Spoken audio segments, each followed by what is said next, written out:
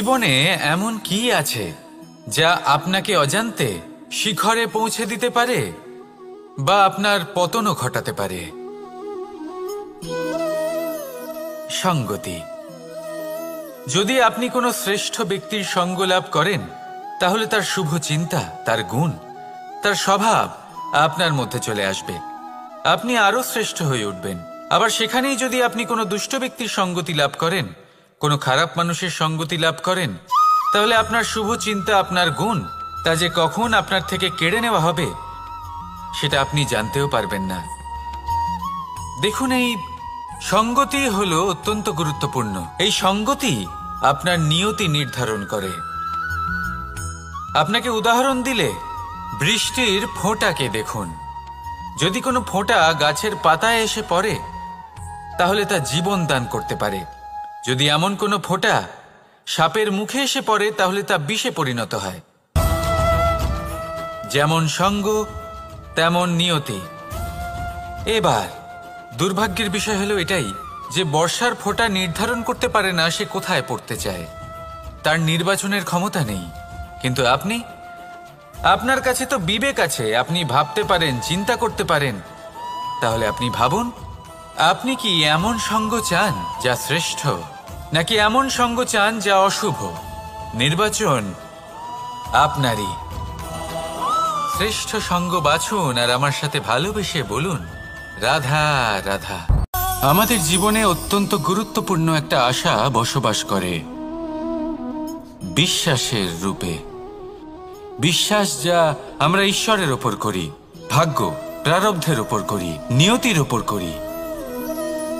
যখনই ভালো কিছু হয় আমরা বলি এ হলো ঈশ্বরের দয়া। যখন খারাপ কিছু হয় আমরা বলি এ হলো ঈশ্বরের মায়া। কখনো ঈশ্বর বা ভাগ্য বা প্রারব্ধ বা নিয়তি। আপনি নিজে কোথায় তা কখনো ভেবেছেন? আপনি বিশ্বাস করছেন ঈশ্বরের উপর, প্রারব্ধের উপর, কখনো নিজের উপর করেছেন? আমি আপনাকে একটা সহজ কথা বলি, যদি আপনি ঈশ্বরের উপর বিশ্বাস রাখেন, শুধুই ঈশ্বরের উপর বিশ্বাস, তাহলে আপনি সেটাই পাবেন যেটা আপনার ভাগ্যে লেখা রয়েছে। কিন্তু যদি আপনি নিজের উপর বিশ্বাস রাখেন, আত্মবিশ্বাস রাখতে শেখেন, তাহলে ঈশ্বর আর নিয়তি দুজনে মিলে আপনার ভাগ্যে সেটাই লিখবে যা আপনি চাইছেন। তাই মনে রাখবেন, সাফল্যের পথ হলো এই বিশ্বাস। নিজের আত্মবিশ্বাসকে ধরে রাখতে শিখুন। দেখবেন আত্মা প্রসন্নতায় ভরে উঠবে। তাহলে আসুন এই প্রসন্ন ভাব নিয়েই বলুন, রাধা রাধা।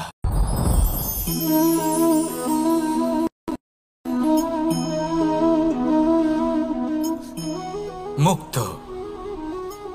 এই মুক্তই সবাইকে মোহিত করে দেয়, নিজের দিকে আকর্ষিত করে। অত্যন্ত সুন্দর, গোল, শুভ্র।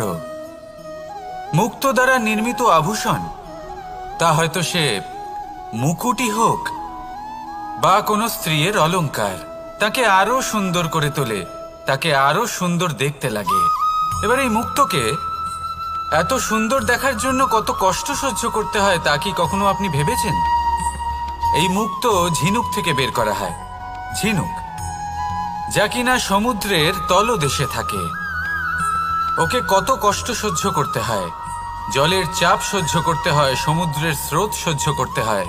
এই ঝিনুককে এত কষ্ট সহ্য করতে হয়, এই মুক্তকে এত কষ্ট সহ্য করতে হয়, তারপরে এর রূপ এত সুন্দর হয়। যদি আপনিও আপনার পরিশ্রমের সৌন্দর্য, নিজের পরাক্রমের সৌন্দর্য এই সংসারে প্রকাশিত করতে চান, তাহলে আপনাকেও কষ্ট সহ্য করতেই হবে।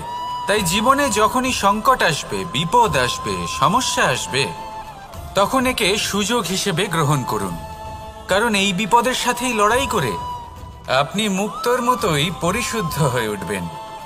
তাহলে আসুন আর আমার সাথে ভালোবেসে বলুন, রাধা রাধা।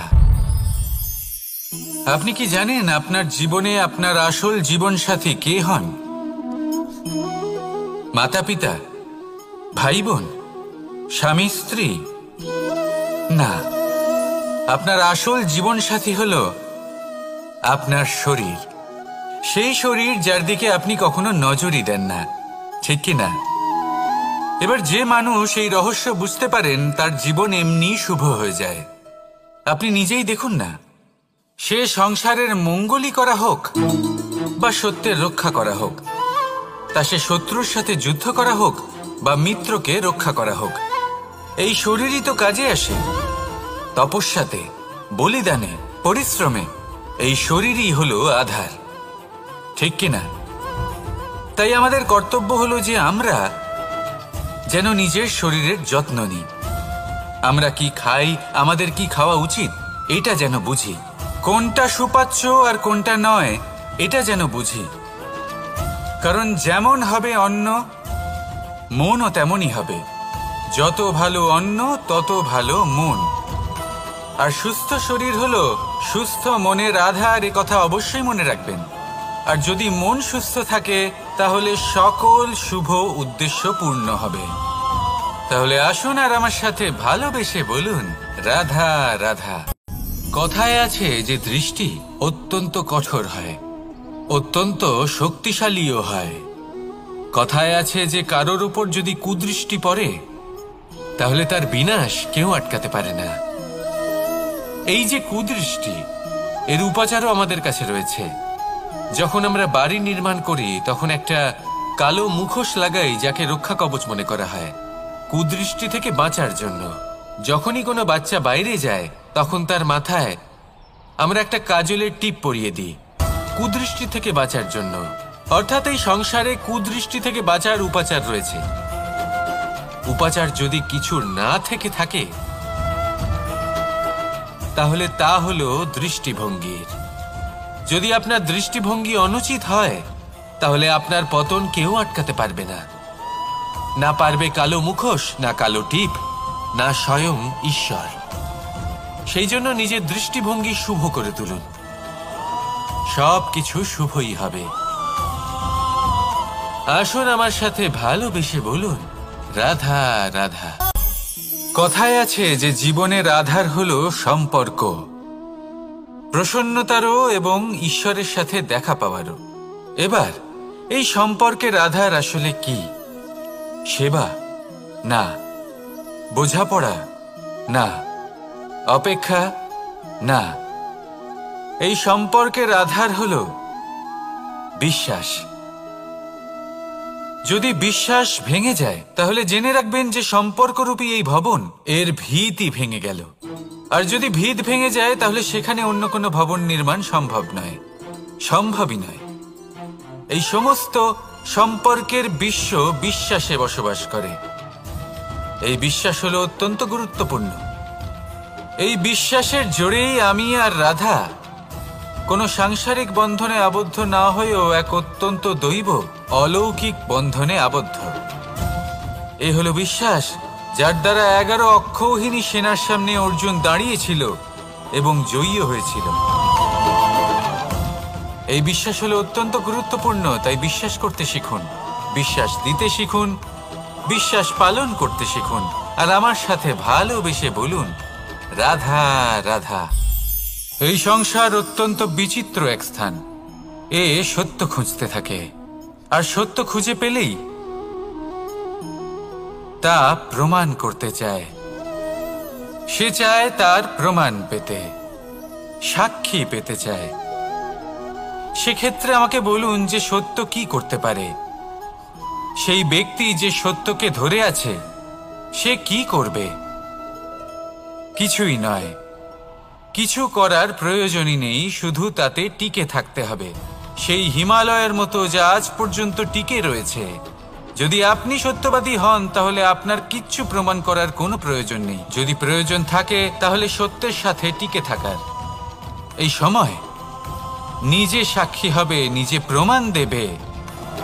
এই নিয়তি স্বয়ং প্রমাণিত করবে যে আপনি সত্যবাদী ছিলেন, আপনি সত্যের পথে ছিলেন। তাহলে আসুন আর আমার সাথে ভালোবেসে বলুন, রাধা রাধা। ঈশ্বর আমাদের হাত প্রদান করেছেন। হাত যা জড়ো করা হয় প্রণাম করার জন্য, ঊর্ধ্বগামী হয় প্রার্থনার জন্য। এই হাত যার দ্বারা আমরা খাবার খাই, ফসল উৎপাদন করি। কিন্তু এই হাতের দ্বারা সবথেকে শ্রেষ্ঠ কাজ কি হতে পারে? সেবা। আগে হ্যাঁ, সেই হাত যা সামনে এগিয়ে আসে সেবা করার জন্য, যে সেবা করে তাদের যারা দুঃখে থাকেন, নিরাশ হয়ে থাকেন, যারা সেবা করেন তাদের যারা কিনা দরিদ্র, সেই হাত হলো সব থেকে অধিক মহান।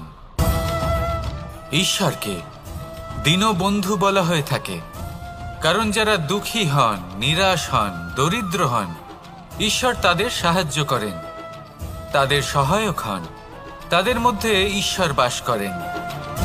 তাই আপনারা যদি এটাই করেন, যারা দুঃখে আছেন, নিরাশ হয়ে আছেন, যাদের সাহায্যের প্রয়োজন রয়েছে, যদি আপনি তাদের সাহায্য করেন, তাহলে আপনি এমন এক চৈতন্য লাভ করবেন যে আপনি তৃপ্ত হয়ে উঠবেন। তাহলে সবার সেবা করুন আর আমার সাথে ভালোবেসে বলুন, রাধা রাধা। ভয়। জীবনে আমরা কোন কোন বিষয়ে ভয় পাই? কোনো মানুষকে হারানোর ভয়, কোনো মানুষ, কোনো সম্পর্ককে হারানোর ভয়, অর্থহানির ভয়, সময়হানির ভয়। এবার বিষয়টা হলো, এই ভয় কখনো আমাদের কোনো লাভ করে না। এটা সবসময় আমাদের পিছনে ঠেলে আর নিচু স্তরে নামিয়ে দেয়, কখনোই আমাদের উত্থানের কারণ হয় না। তাই জীবনে যদি কোনো ভয়ের কারণ থাকতেই হয়, তা শুধুই এটা যে মানুষের কথা ভাবতে ভাবতে, সম্পর্কগুলিকে হারানোর ভয়, মানুষকে হারানোর ভয়, সবার মন রাখতে রাখতে আপনি যেন নিজেকে, নিজের ভাবনা চিন্তাকে না হারিয়ে ফেলেন। যদি এরকম হয়, যদি সকলের মন রাখতে রাখতে আপনি নিজেই নিজেকে হারিয়ে ফেলেন, নিজের ভাবনা, নিজের লক্ষ্য, নিজের মন্তব্যকে হারিয়ে ফেলেন, তাহলে সংসারে যতই যাই হয়ে যাক না কেন, প্রসন্নতা লাভ করবেন না। তাই রক্ষা তাকেই করুন যে আপনাকে রক্ষা করে, আপনার মানসিকতা, আপনার ব্যক্তিত্ব, আপনার লক্ষ্যকে রক্ষা করে। আর যদি কোনো বিষয় ভীত হতে হয়, তবে আপনি যেন নিজের উদ্দেশ্যের থেকে দূরে না চলে যান। তাহলে আসুন আর আমার সাথে ভালোবেসে বলুন, রাধা রাধা। সময় একটু একটু করে কেটে যায়, একটু একটু করে নিকটে আসে। খুব অদ্ভুত ব্যাপার। এই সময় প্রতিকূল হলেও একটু একটু করে কেটে যায়। এই সময় যদি ভালো হয়, তাহলে একটু একটু করে নিকটে আসে। অনুচিত তখনই হয় যখন আমরা নিজেদের অসফলতার জন্য সময়কে দোষ দিই, কিন্তু আসলে তেমনটা হয় না। আপনার পরিশ্রম আর প্রয়াস দ্বারাই আপনি সাফল্য লাভ করবেন, সময়ের দ্বারা নয়। যদি এই সাফল্য একটা সুন্দর ভবন হয়, তাহলে সময় হলো তার দেওয়ালের রং, যা সময়ের সাথে বদলাবে, সময়ের সাথে ফিকেও হয়ে যাবে। কিন্তু সাফল্যের এই ভবন আপনাকেই নির্মাণ করতে হবে, আপনার পরিশ্রমের ইট দ্বারা এবং প্রয়াসের চুনসুরকি দ্বারা। তাই পরিশ্রম আর প্রয়াস করতে থাকুন, সাফল্য আপনি অবশ্যই পাবেন। সময় যদি আজ ভালো না হয়, তাহলে কাল অবশ্যই হবে। প্রয়াস করতে থাকুন আর আমার সাথে ভালোবেসে বলুন, রাধা রাধা। এ হলো গোলাপ ফুল। একে আমরা সকলেই চিনি। সমগ্র সংসার ভালোবাসে এই পুষ্পকে। এই ফুল দেখতেও সুন্দর। সবথেকে বেশি গুরুত্বপূর্ণ কথা হলো এর সুগন্ধ, যা দূর দূরান্ত থেকে ব্যক্তিদেরকে আকৃষ্ট করে। এই সুন্দর পুষ্প একটু মন দিয়ে দেখলেই দেখা যায় এর নিচে কাঁটা রয়েছে। এই সংসার বলে, এ প্রকৃতির কেমন রচনা, এত কোমল পুষ্প, এটা কি তীক্ষ্ণ কাঁটা সহ প্রস্ফুটিত হয়? এটাই হলো জীবনের সত্য। আমাদের অন্তরের সদ্গুণ, সেগুলিও এই ফুলের মতোই সুন্দর। সংসার এর সৌন্দর্য দেখতে পায়, এর সুগন্ধ চতুর্দিকে ছড়িয়ে পড়ে। কিন্তু এই সদ্গুণ জাগ্রত করে তোলার জন্য কঠোর পরিশ্রম করতে হয়, প্রতিনিয়ত চেষ্টা করে যেতে হয়। তাই জন্য যদি আপনি জানেন আপনার পথ উচিত, কিন্তু তা কাঁটায় পরিপূর্ণ, তাহলে থামবেন না, চলতে থাকুন। একবার যদি অন্তরের সদ্গুণ জাগ্রত হয়, তাহলে এই সংসারের সৌন্দর্য দেখবে আর সুগন্ধে আকর্ষিত হয়ে আপনার কাছে আসবে। এই মন, এই জীবন প্রসন্ন হয়ে বলবে, রাধা রাধা।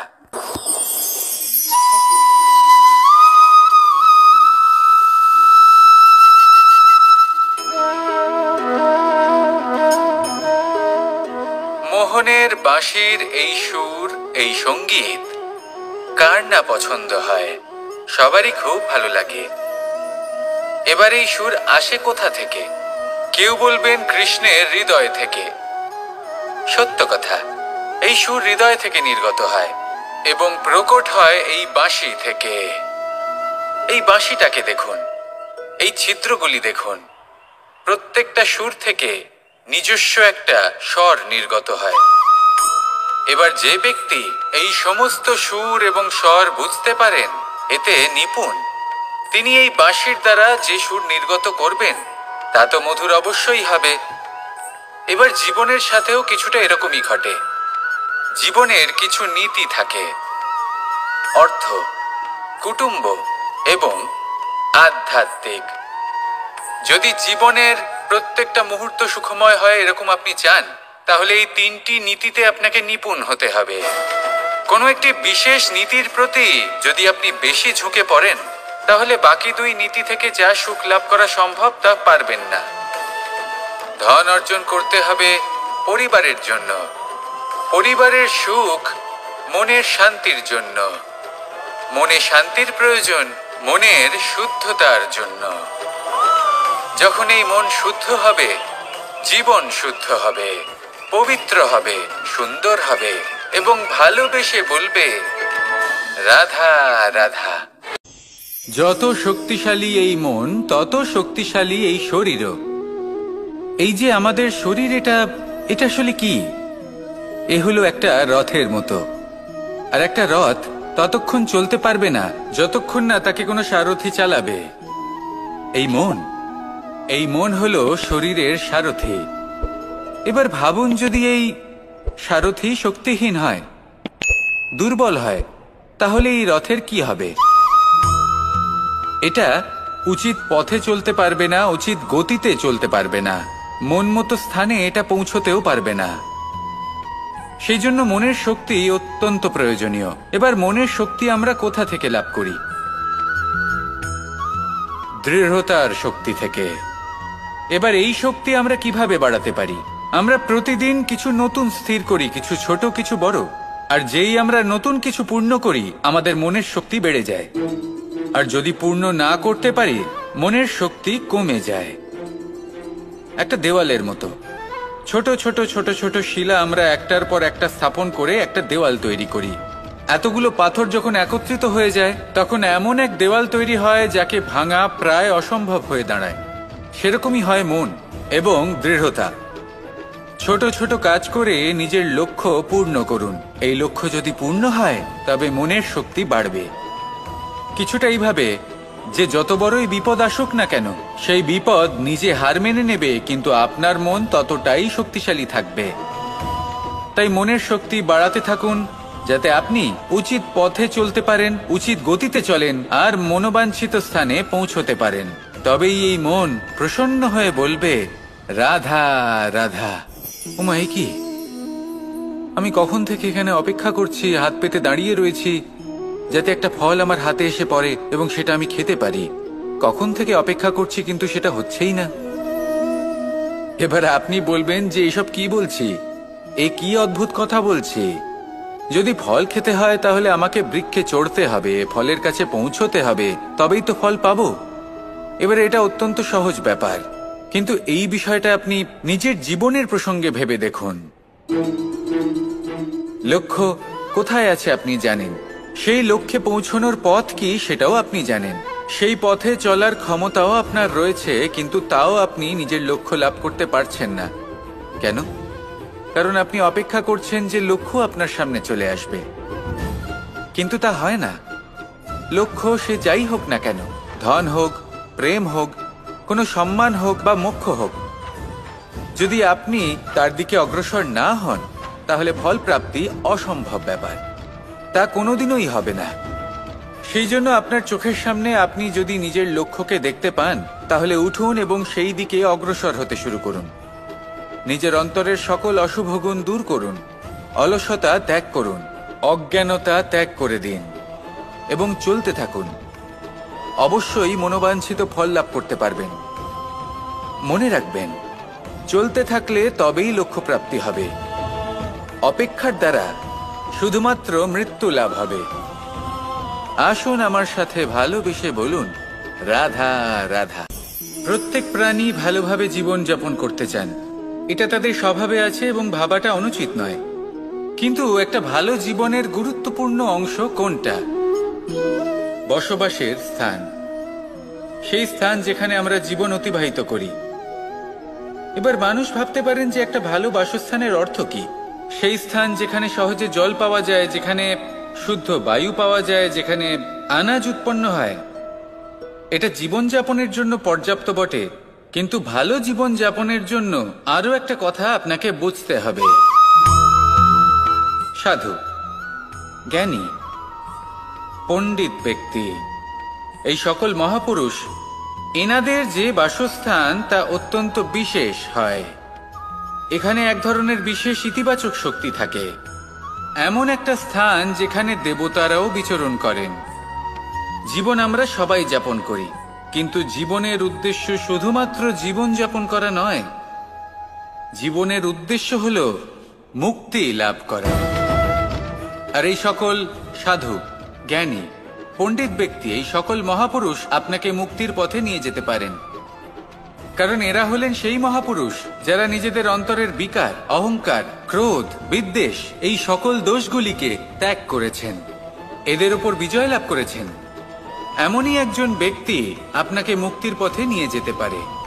প্রয়োজন হলো শুধুই এনাদের চিনতে পারা, এদের কথা বুঝতে পারা এবং এদের দেখানো পথে চলা। যদি আপনি এটা করতে পারেন, তাহলে এই মন প্রফুল্ল হয়ে বলবে, রাধা রাধা। কখনো কোনো বাগানের কোনো বৃক্ষকে দেখেছেন যেখানে সুগন্ধি ফুল থাকে, রসালো ফল থাকে? তখন মন প্রফুল্ল হয়ে ওঠে, মন থেকে সেই বৃক্ষের প্রতি ভালোবাসা জন্মায়।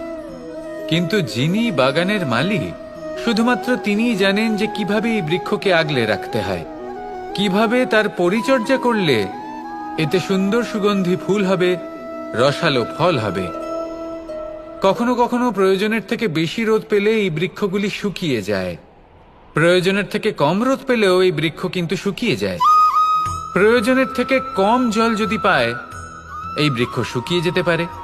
প্রয়োজনের থেকে অতিরিক্ত জল যদি পায়, তখনও এই বৃক্ষের শিকড়গুলি নষ্ট হয়ে যেতে পারে। এবার এটাই কিন্তু আমাদের সংসারের সাথেও হয়। আমাদের সংসারের সকল প্রতিভাশালী ব্যক্তি, যেমন লেখক, বিচারক, প্রবক্তা, যোদ্ধা, এদের সবার ক্ষেত্রে এই কথাটাই প্রযোজ্য। যদি বেশি প্রশংসা করা হয়, তাহলেও এরা হারিয়ে যাবেন। প্রয়োজনের থেকে বেশি যদি নিন্দা করা হয়, তখনও তারা নত হয়ে পড়বেন। তাহলে আপনি এদের রক্ষা করুন এবং নিজেদেরও। মনে রাখবেন একটা কথা, জেনে রাখুন কখন কোন নিন্দায় আপনি লজ্জিত হবেন না, আর কখন কোন প্রশংসার দ্বারা নিজের মধ্যে অহংবোধ জাগ্রত করবেন না। এই মন সুপ্রসন্ন হয়ে বলবে, রাধা রাধা। জল, এ হলো জীবনের আধার পঞ্চতত্ত্বের মধ্যে একটি, আর অত্যন্ত বিশেষ। এর থেকে অনেক বড় শিক্ষা পাওয়া যায়।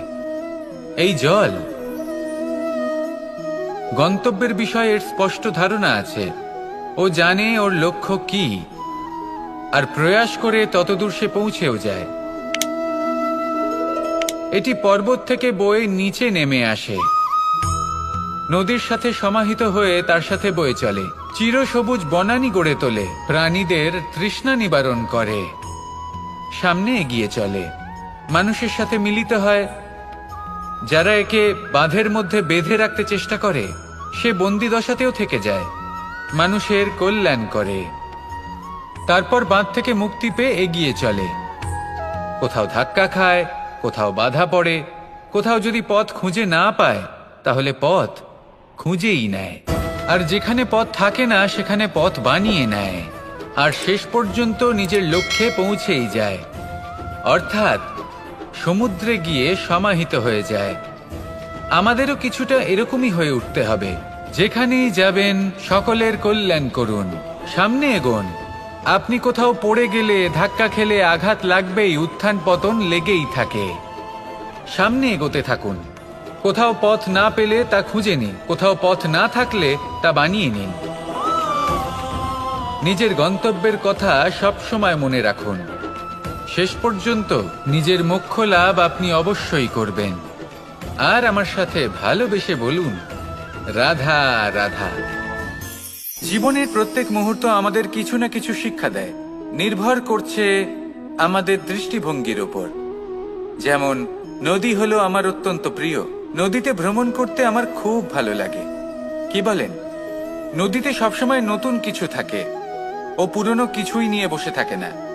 সব সময় প্রবাহমান, কখনো থামে না। ততক্ষণ থামে না যতক্ষণ না সাগরে গিয়ে সমাহিত হচ্ছে। ঠিক এইভাবেই আমাদেরও উচিত নিজের জীবন অতিবাহিত করা, নদীর মতো। প্রত্যেক মুহূর্ত নতুন, তাই সেইভাবেই জীবন যাপন করুন। পুরনো কিছুই একত্রিত করে রাখবেন না, বিগত স্মৃতির মাঝে নিজেকে হারিয়ে ফেলবেন না। এই যে বর্তমান, এই যে মুহূর্ত, সেটাই হলো সর্বশ্রেষ্ঠ। এর মাঝেই জীবন যাপন করুন। নদীর মতো প্রবাহমান হতে শিখুন। আপনি শিখে গেলে তাহলে মনে রাখবেন, আমার আপনার মাঝে বিচরণ করতে বড়ই ভালো লাগবে।